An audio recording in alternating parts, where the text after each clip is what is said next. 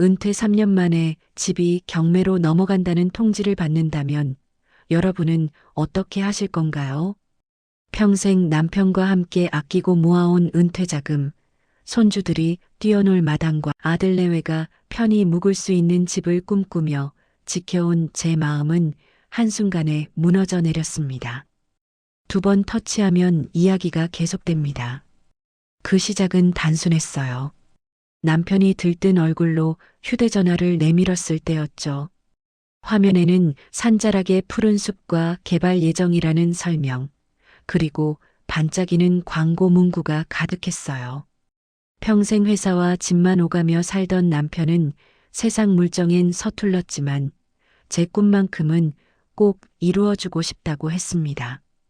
그 말에 가슴이 뛰었지만 한편으로는 불안했습니다. 땅은 현실감이 없었고 계약은 너무 성급했으니까요. 그래도 저는 한평생 가족을 위해 살아온 남편을 믿어보기로 했습니다. 그러나 그날의 선택은 결국 우리의 삶을 송두리째 흔들었습니다. 얼마 후 경매 통지서가 날아왔습니다. 순간 숨이 막혔고 남편은 얼굴이 질린 채 애써 태어난 척 했습니다.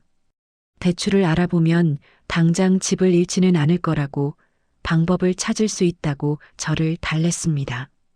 하지만 며칠 뒤 함께 찾은 땅은 산중턱 자풀이 무성한 황무지였어요. 길도 물도 없었습니다. 저는 망연자실했고 남편은 제 손을 잡으며 어떻게든 방법을 찾겠다고 했지만 그 손은 차갑게만 느껴졌습니다. 집은 이미 경매 절차에 들어갔고 은퇴 자금은 흔적도 없이 사라졌습니다. 마지막 희망으로 시어머니께 전화를 걸었지만 돌아온 건 싸늘한 질책뿐이었어요. 네 남편 하나 간수 못해서 이 꼴을 만들었냐는 말에 가슴이 찢어졌습니다. 그 소식은 곧 형제들에게까지 퍼졌고 첫째는 어머니 재산에 손대려는 거 아니냐며 몰아세웠습니다. 둘째도 형이 은퇴 자금을 날린 건 본인 책임인데 왜 집안까지 흔들려 하느냐며 차갑게 몰아붙였습니다. 저는 억울했지만 변명조차 할 수 없었습니다. 남편은 형제들의 전화를 받고 멍하니 앉아 있었습니다. 주름진 얼굴은 초라했고 두 눈은 초점을 잃어가고 있었어요.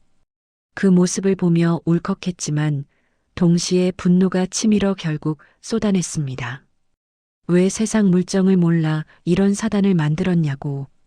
남편은 대답하지 못한 채 고개만 숙였고 그 침묵은 오히려 제 가슴을 더 옥죄었습니다. 숨막히는 정막 끝에 남편은 힘없이 중얼거렸습니다. 나는 평생 일만 했어. 돈 버는 것밖에 몰랐고 세상 돌아가는 것도 몰랐어. 그래도 당신이 꿈꾸던 집 하나만큼은 꼭 지어주고 싶었어. 그런데 내가 너무 순진했어. 그 말을 듣는 순간 원망과 애틋함이 뒤섞여 눈물이 차올랐지만 억지로 삼켰습니다. 우리의 현실은 여전히 빚더미와 두려움이었으니까요. 결국 저는 참지 못하고 또다시 터뜨렸습니다. 왜 아무것도 모른 채 덜컥 계약을 했냐고. 왜 평생 모은 돈을 하루아침에 날려버렸냐고. 왜 내 꿈을 이렇게 무너뜨렸냐고. 남편은 한동안 침묵하다 떨리는 목소리로 말했습니다. 나는 평생 회사만 다녔어. 돈 버는 일밖에 몰랐어. 그래도 당신이 바라는 집, 그거 하나는 꼭 이루어주고 싶었어. 그런데 내가 세상을 너무 몰랐어. 그 순간 남편의 주름진 얼굴이 선명히 들어왔습니다. 가족을 위해 평생을 일터에서 버텨낸 모습, 고단한 몸을 이끌고도 묵묵히 살아온 모습이 스쳐갔습니다. 원망으로만 보였던 얼굴이 애처롭고 슬퍼 보였어요. 저는 눈물을 삼키지 못하고 흐느끼며 말했습니다. 왜 이제야 이런 말을 하느냐고. 남편은 제 손을 꼭 잡았고 두 눈가에는 눈물이 고여 있었습니다. 그날 밤 우리는 오랫동안 말없이 울었습니다. 집도 돈도 형제들의 비난도 사라지지 않았지만 우리가 여전히 함께라는 사실만큼은 작은 희망이 되어 주었습니다. 현실은 변하지 않았지만 어쩌면 다시 시작할 수 있을지도 모른다는 생각이 마음속에 처음 스쳐갔습니다. 결국 집은 경매로 넘어갔고 남은 건 빚과 상처뿐이었습니다. 우리는 작은 전셋집으로 이사했습니다. 좁은 방에 가구를 놓고 허름한 부엌에 작은 식탁을 들였어요. 어느 날 식탁에 국과 반찬 몇 가지를 차려두고 아들 내외와 손주가 함께 둘러앉았을 때 저는 오래전 꿈꾸던 풍경을 떠올렸습니다.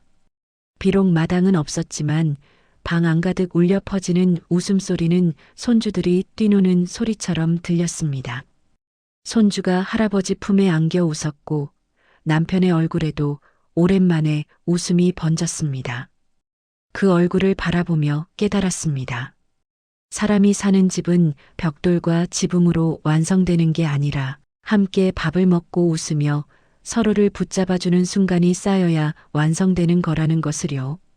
저는 가족들을 바라보며 말했습니다. 그래도 우리가 함께라면 어디든 집이지. 그 말에 모두 웃었고 좁은 방은 환해졌습니다. 그 순간만큼은 빚도 경매도 형제들의 차가운 말도 잊혔습니다. 오직 우리만의 따뜻한 시간이 거기에 있었습니다. 여러분은 어떻게 생각하시나요?